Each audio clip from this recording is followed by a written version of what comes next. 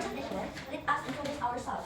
My name is Leni Molina with NPM 2213022, and my friends. Introduce myself. My name is Emilia Sahib with NPM 221302031. My name is Lisa Fiona, NPM 2130206. My name is Meneka Putri, NPM 2130201. Okay, today we from Group 6 will start a presentation about measurement scale atau skala pengukuran. First, understanding atau pengertian. Sense of scale. A scale is a set of values or number assigned to a subject, object, or behavior for the purpose of quantification and qualitative measurement. Atau dalam bahasa Indonesia, skala adalah suatu set dari nilai-nilai atau angka-angka yang diberikan kepada subjek, objek, atau perilaku untuk tujuan kuantifikasi dan pengukuran kualitas. Understanding measurement scale. The measurement scale is an agreement used or reference for determining the length and softness of the interval between measured instruments, so that these measuring instruments are used in research will produce quantitative data. Atau skala pengukuran merupakan kesepakatan yang digunakan sebagai acuan untuk menentukan panjang pendeknya interval yang ada dalam alat ukur, sehingga alat ukur tersebut bisa digunakan dalam penelitian dan akan menghasilkan data kuantitatif. Selanjutnya yaitu types of measurement scale atau jenis-jenis skala pengukuran. Number one is nominal scale. The nominal scale is a grouping scale object or even a category form. The nominal scale is obtained from measurements nominal and the process of classifying different objects into category space and several characteristics.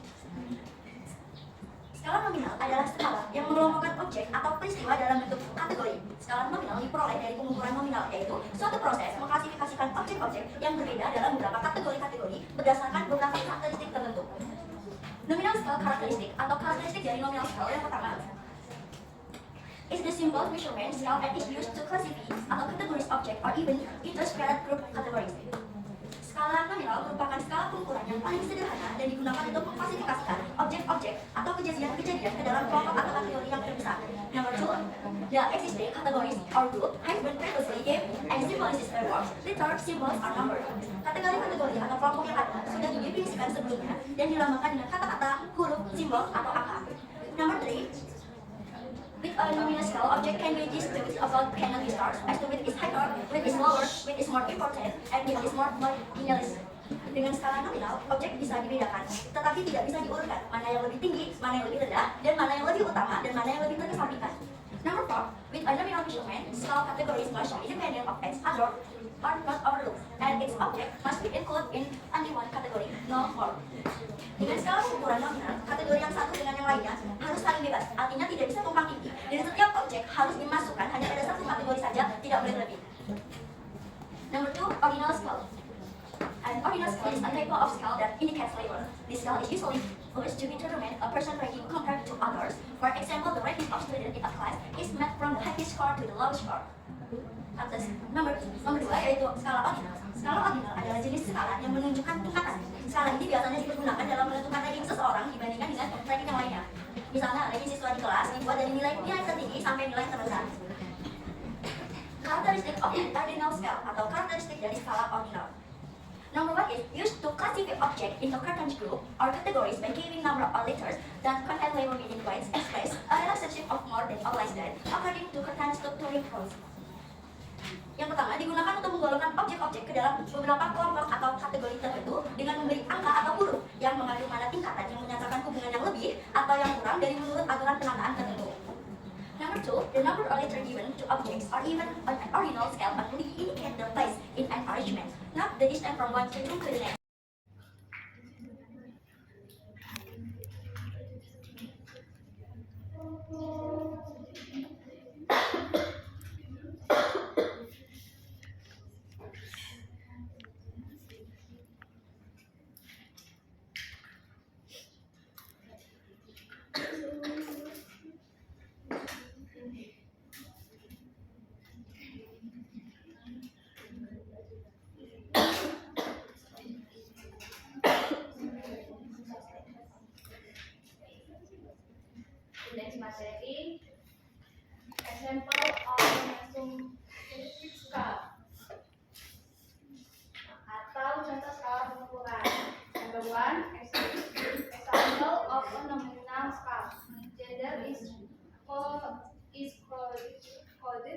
1 for men and 2 for women.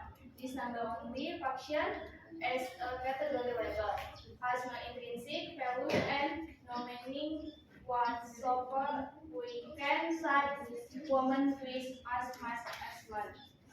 Maksudnya adalah jenis kelamin diberi kode 1 untuk laki-laki dan kode 2 untuk perempuan.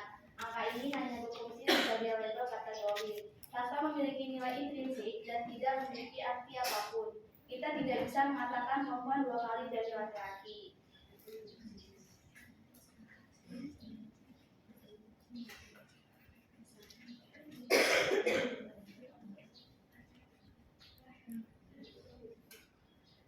Number 2, example of an original scale.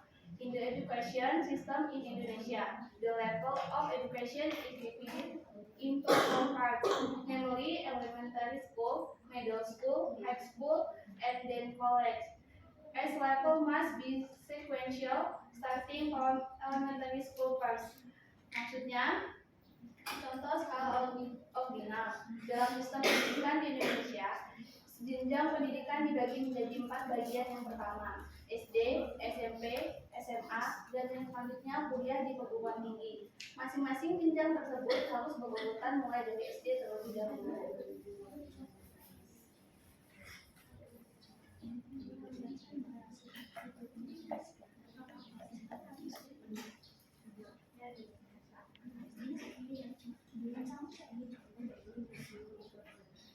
Number 3, example of a ratio scale. Yang tabel ini merupakan contoh dari skala rasio. Skala yang tepat. Ada data mulai dari anak-anak, remaja sampai dewasa, dari usia 13 sampai 18 tahun untuk anak-anak, usia 19 sampai 26 tahun untuk remaja. Untuk tinggi badan, untuk anak-anak 130 cm sampai dengan 195 cm, untuk remaja 146 cm sampai 160 cm, dan untuk dewasa 161 cm sampai dengan 185 cm. Masa dewasa 6 sampai 12 tahun. Yang terakhir, contoh untuk skala rasio adalah skala pengukuran yang memiliki nol mutlak sehingga dapat dilakukan operasi perkalian dan pembagian. Misalnya, berat badan, tinggi badan, pendapatan, dan lain sebagainya. The next materi akan dijelaskan oleh Dwi Septiana.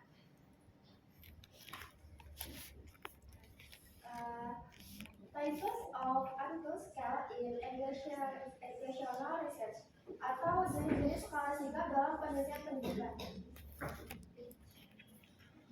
Number 1, Likert scale. The Likert scale is used to measure the attitudes, opinion, and perception of a portion of group of people about social phenomena. With a Likert scale, the variable to be measured translate into variable indicator. Atau bisa dijelaskan dengan skala Likert digunakan untuk mengukur sikap, pendapat, atau persepsi seseorang atau sekelompok orang tentang fenomena sosial. Dengan skala Likert, maka variabel yang akan diukur dijabarkan menjadi indikator variabel. Selanjutnya, advantage.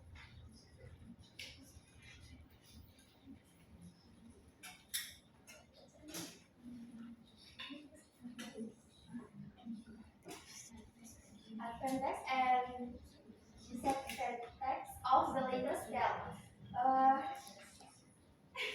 Atau kelebihan dan kekurangan skala Likert. Yang pertama yaitu kelebihan. Yang pertama itu easy to create and implement atau mudah dibuat dan diterapkan. Yang kedua, there is freedom in answering question atau terdapat kebebasan dalam memasukkan pertanyaan-pertanyaan. Yang ketiga, the answer to an item can be an alternative so that information about the item is clarified. Yang C, atau jawaban suatu butir dapat berupa alternatif sehingga informasi mengenai butir tersebut diperjelas. Yang D,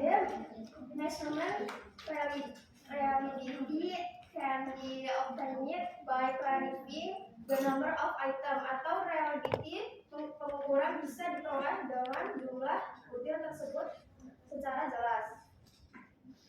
Selanjutnya itu kekurangan atau flaw. Yang pertama, because the measurement used is an original measurement atau karena ukuran yang digunakan adalah ukuran original. Yang kedua, something the total score of individual do not provide a clear meaning. Kadangkala total skor dari individu tidak memberikan arti yang jelas. Procedure for making a Likert scale. Yang A, researching collect material that are relevant to the problem being researched. Yang B, prepare a blueprint to guide the preparation of measurement instrument. Yang C, create items to be tested in accordance with the goodness for testing items on a group of respondents who are quite representative of the population you want to study. Yang D, after the item are tested on respondent, the level of validity and reliability of the item is tested. Prosedur pembuatan skala Likert. Yang pertama, penelitian mengumpulkan bahan-bahan yang relevan dengan masalah yang sedang diteliti. Yang kedua, menyusun blueprint untuk memadu penyusunan alat ukur.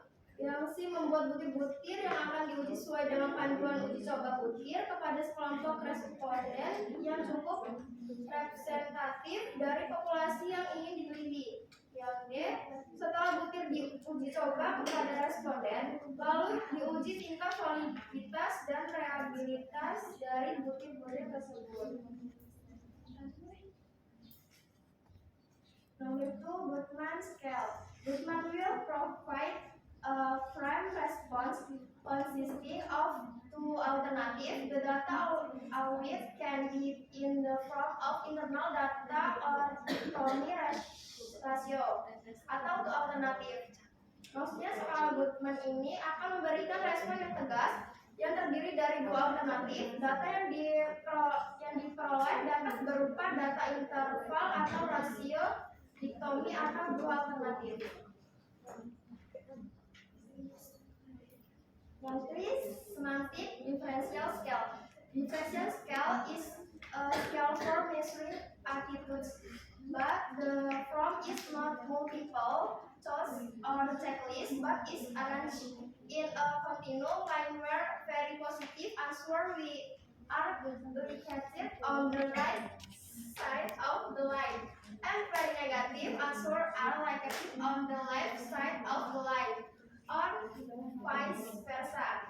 Atau skala semantik diferensial. Skala diferensial yaitu skala untuk mengukur sikap, tetapi bentuknya bukan pilihan ganda atau checklist, tetapi tersusun dalam satu garis kontinum di mana jawaban yang sangat positif terletak di bagian kanan garis dan jawaban yang sangat negatif terletak di bagian kiri garis atau sebaliknya. Number 4, rating scale. Of the three measurement scale of as stated above, the data obtained was of qualitative data which was then quantitative. However, with a rating scale, the raw data obtained is in the form of number and then interpreted in a qualitative sense. Yang keempat ini menjelaskan tentang skala rating. Dari ketiga skala pengukuran seperti yang telah ditemukan, data yang diperoleh semuanya adalah data kualitatif yang kemudian dikualitatifkan, tetapi dengan rating scale data mentah yang diperoleh berupa angka kemudian ditafsirkan dalam pengertian kualitatif. Next, type of rating scale atau jenis-jenis skala rating, yaitu skala grafis, skala numerik, standar rating, cumulative point rating, force choice rating, dan semantic differential.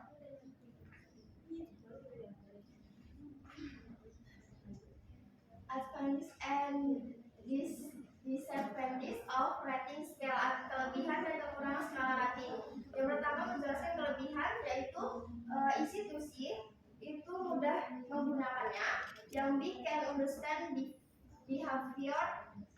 event, intensity, and image, yaitu dapat mengetahui perilaku atau kejadian, intensitas, dan gambaran. Yang C can be used to confirm reality, and the latest objective perception, yaitu dapat digunakan untuk mengkonfirmasi antara realitas dengan represi subjektif reality. Selanjutnya itu ada lack atau kekurangan. Yang pertama error of sensitivity tools, yaitu terlalu longgar.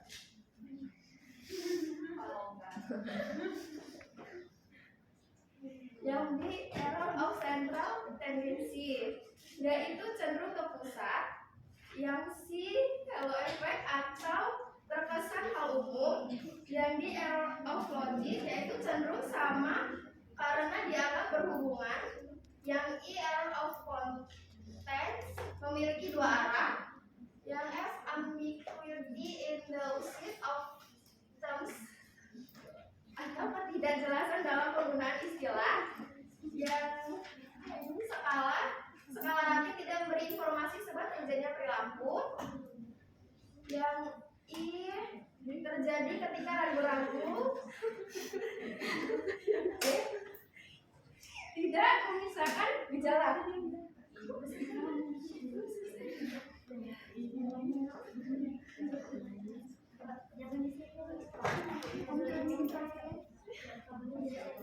Number 5, Trueston scale.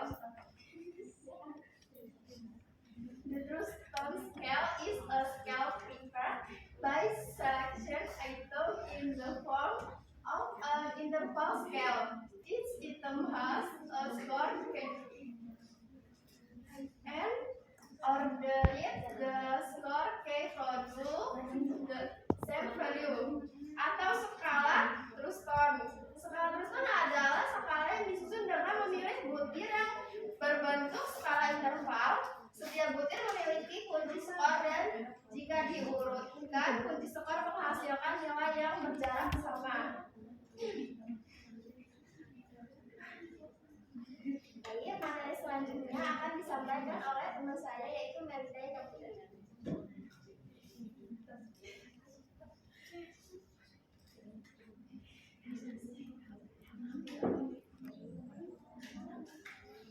Selanjutnya yaitu contoh skala sikap dalam pengertian pendidikan.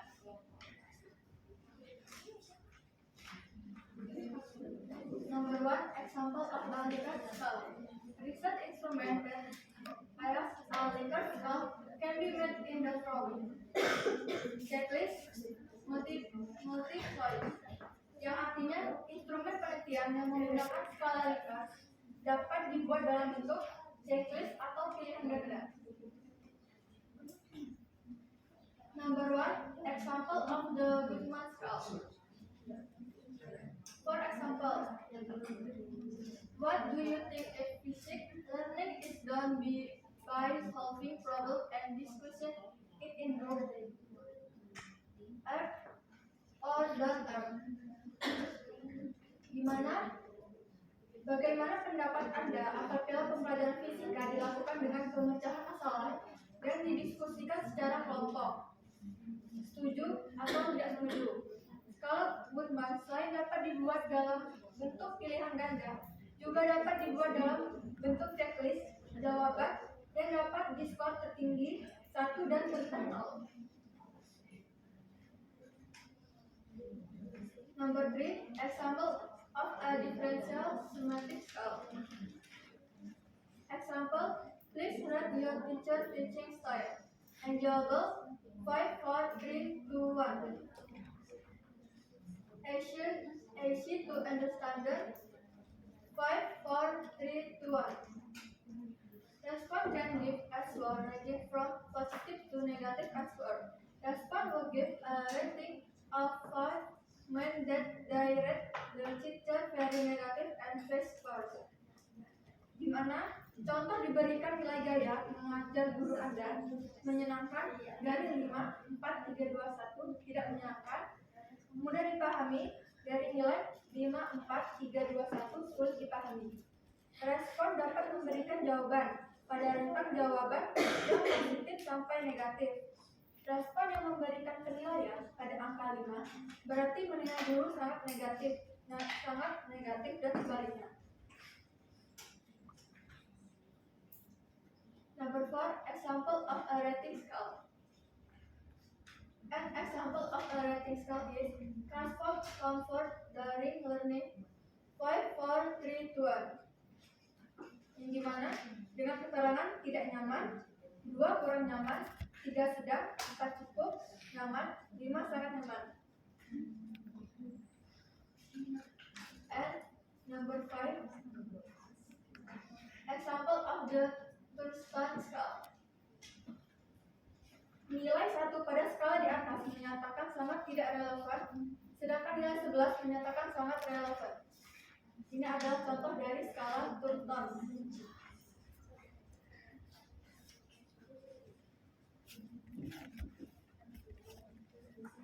Okay, that's the end of our presentation for group 6.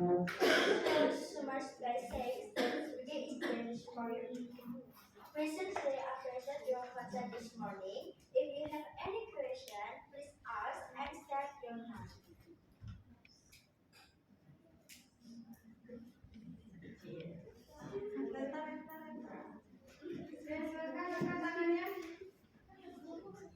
Iya. Please raise hand. Okay. Dari one and group 2. Next, group 7. 7 ya? Baik, saya dari perwakilan 1 yang bertanya, di bagian kedua tadi yang skala Goodman, menurut kalian apa kelebihan yang membedakan kedua data tersebut sehingga dapat menjadi dua data alternatif dalam skala Goodman?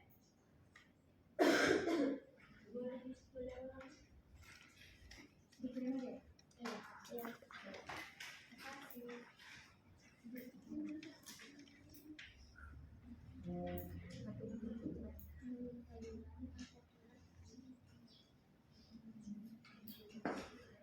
Selanjutnya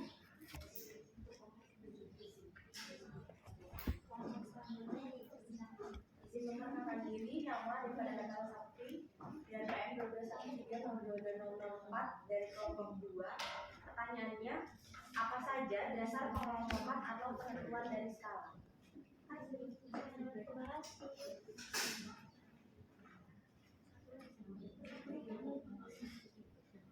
Untuk kelompok selanjutnya, Selanjutnya izin memperkenalkan diri, nama saya Dona Andari dari PN 30216. Di sini saya dari kelompok 7. Izin bertanya, apa perbedaan antara skala nominal, ordinal, interval, dan rasio dalam pengukuran pembelajaran, dan mana yang lebih cocok digunakan dalam konteks tersebut? baik, terima kasih. Sebelumnya, kami meminta waktu untuk diskusi mengenai jawaban dari pertanyaan-pertanyaan. Jadi kami mohon waktu. Terima kasih.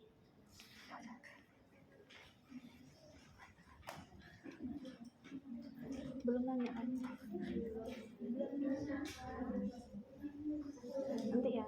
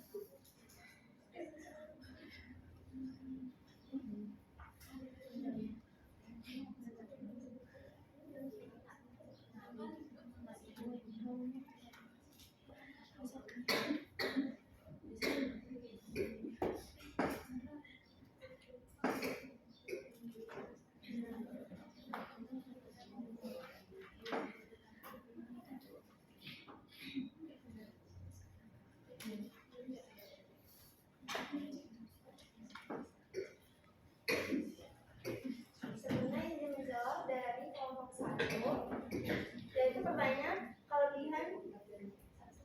Menurut kalian apa kelebihan yang membedakan kedua data tersebut sehingga data menjadi dua data alternatif dalam skala Goodman? Jadi kelebihan yang membedakan kedua data tersebut dalam skala Goodman yaitu yang pertama, skala Goodman dapat memberikan urutan atau tingkatan yang bermakna pada data sehingga data digunakan untuk mempertingkat atau derajat suatu karakteristik atau atribut. Yang kedua, skala Goodman memiliki tingkat keakuratan yang tinggi dalam mengukur karakteristik atau atribut tertentu. Yang ketiga, skala Goodman dapat memberikan informasi tentang tingkat konsistensi atau keseragaman dalam pola jawaban responden. Yang keempat, yaitu skala Goodman dapat digunakan untuk menghasilkan data yang dapat dianalisis secara kuantitatif. Cukup. Terima kasih. Oke. Selanjutnya kelompok 7 ya. Oh, 2 ya. Izin menjawab untuk pertanyaan dari kelompok 2. Pertanyaannya, apa saja dasar pengelompokan atau penentuan skala?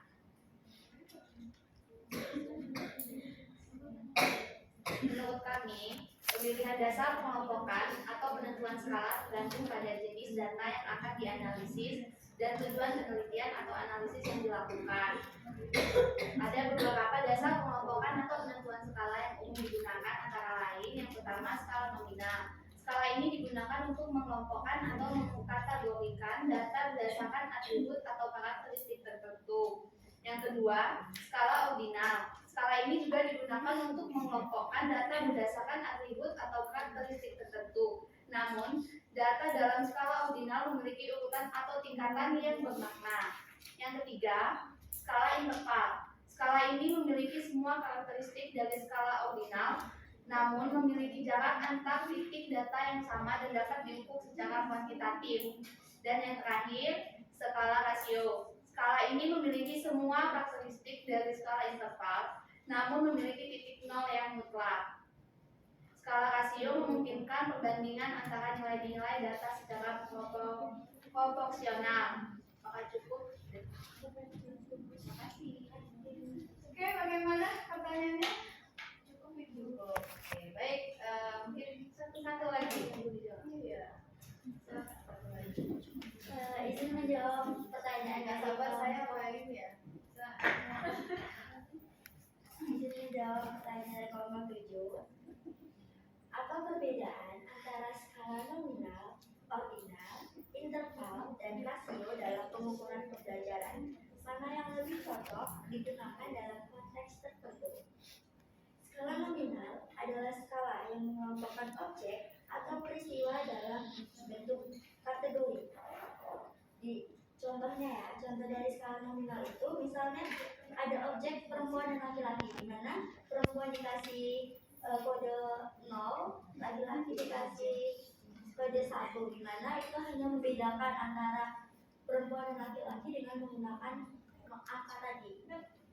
Selanjutnya yaitu skala ordinal. Skala ordinal itu adalah jenis skala yang menunjukkan tingkat. Biasanya skala ini digunakan dalam menentukan ranking seseorang. Jadi misal di dalam kelas itu ada kelas A, B, C, D itu menentukan ranking dari kelas, bukan ranking, tapi menentukan tempat dari kelasnya itu. Atau bisa juga contoh lainnya itu ada misal SD, SMP, SMA itu ada digunakan dari SD, SMP, SMA gitu. Untuk skala interval adalah skala yang memiliki jarak yang sama antar datanya, akan tetapi tidak memiliki nilai mutlak. Jadi pada contoh dari skala interval tadi sudah dijelaskan bahwa jadi ada interval misalnya nih data usia untuk anak usia 12 tahun 6 sampai 12 tahun itu kan tentang interval ya. Jadi ada jarak gitu antara data yang satu ke data yang lainnya, tapi dia itu tidak mempunyai nilai 0 atau nilai mutlak 0. Untuk skala rasio adalah skala pengukuran yang memiliki nilai 0 mutlak sehingga dapat dilakukan operasi perkalian atau pembagian. Misalnya berat badan, tinggi badan, pendapatan dan lain sebagainya. Di mana berat badan, tinggi badan itu dia punya nilai 0 kan di awalnya, dan nilai-nilai ini tuh bisa dijumlahin, bisa dijumlahkan. Pemilihan selanjutnya itu kan mana yang lebih cocok digunakan dalam konteks pembelajaran. Menurut kami pemilihan skala yang lebih cocok itu tergantung pada data yang mau kalian ambil atau yang kalian gunakan. Nah, misalnya skala nominal tadi cocok untuk menentukan misalnya skala ordinal tadi cocok untuk menentukan urutan, terus skala interval itu untuk interval tadi, terus skala rasio itu kan untuk ada nilainya gitu. Jadi tergantung kalian mau tujuan kalian. Jadi kalian mau dibuat apa sih? Misal kalau kalian mau bikin ini kan, misal sebagai guru nanti kalian menentukan nilai nih, misal dari 70 sampai 80 itu B, terus 80 sampai 90 itu A. Nah itu masuk ke skala interval. Jadi sesuai dengan kebutuhan dari tujuan yang akan kalian itu lakukan nantinya.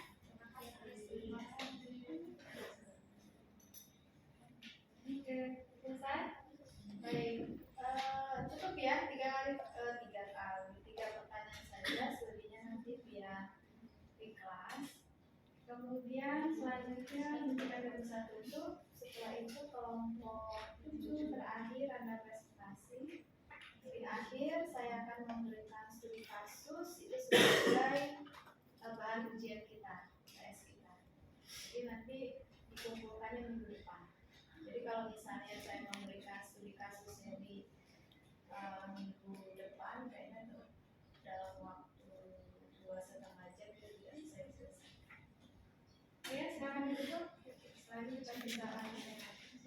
Baik, cukup presentasi dari kelompok kami. Apabila terdapat kesalahan dalam mempresentasikan dan menjawab pertanyaan, kami mohon maaf. Kami akhiri.